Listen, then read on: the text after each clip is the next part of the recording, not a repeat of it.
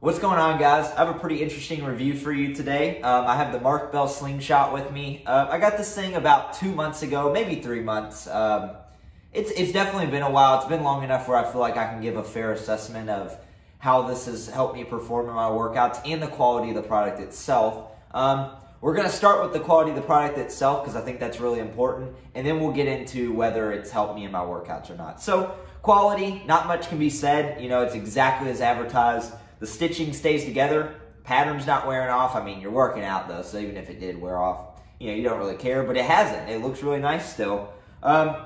This is the name brand version. I know there's not really many competitors of the Slingshot right now because I think Mark Bell patented it, which is awesome. I think they have a knockoff on Amazon that's really cheap, but people, you know, they dog all over it because they say the elastic stretches out too quickly, and that's what I was going to get into next. I've been using this thing quite a bit, and it has not stretched out. It has not became loose because you want this thing to stay tight, and it has. It's done exactly that. I got the camouflage version. This is equivalent to the red version, which is like the intro Slingshot, and they have a Mad Dog and all these different ones. I'm not sure what they're all called. I just wanted the basic one for now, just to see if it was something I'd like to pursue or not. So now I'm going to get into how to put it on and how it has changed my workout. So you want to put it right underneath the elbow, is what I've heard at least. If you know otherwise, please tell me in the comments.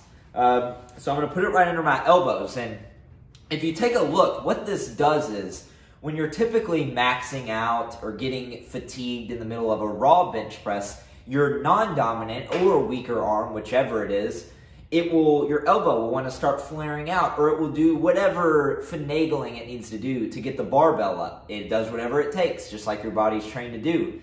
And what this does is it keeps you in tight, which is very important because when your elbows get out and your form starts getting off, that's when you get injured. And the number one thing we want to avoid is injury.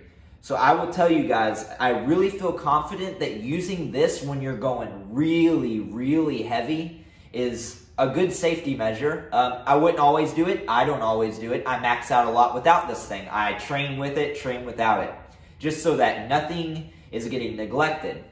And now what this does is it gives you sort of a dynamic weight.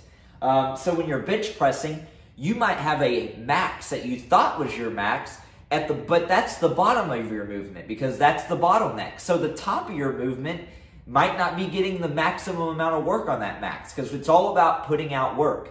And so what this does is, let's say your typical max is 135. Well, now you may be able to put 155 on the barbell. I think it increased my max by about 15, 20 pounds. But let's say 155, and you get to the bottom of the movement, and it might be 135 at the bottom of the movement now that this has kind of given you that elasticity at the bottom to come back up. But once you get to this point, it's now 155. So it's a dynamic weight as you're going up in the movement, which makes a lot of sense, and it keeps your muscles working as much as possible.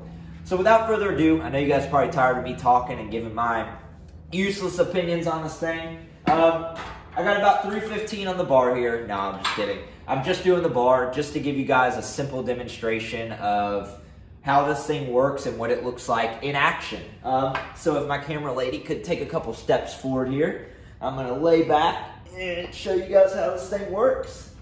So you want to keep it kind of under your elbows. As you can see, it's going to have that elasticity at the bottom. It's going to keep my elbows in. It's very hard to separate the elbows, which is what you want. Let me knock my hat off for a second here. All right, so we're going to bring this to the front.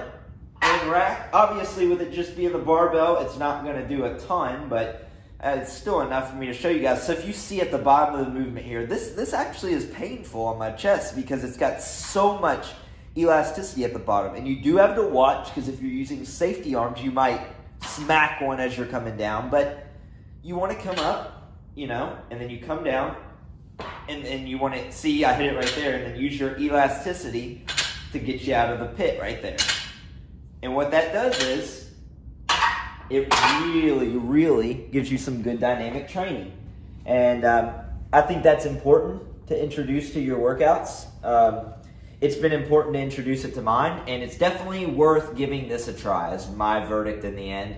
So if you weren't interested in this before watching the video, I hope that maybe I changed your mind. I've had really good experiences with it. I know it's an expensive product. Obviously, I'm not sponsored anyway. I don't get many viewers, so this is my personal opinion.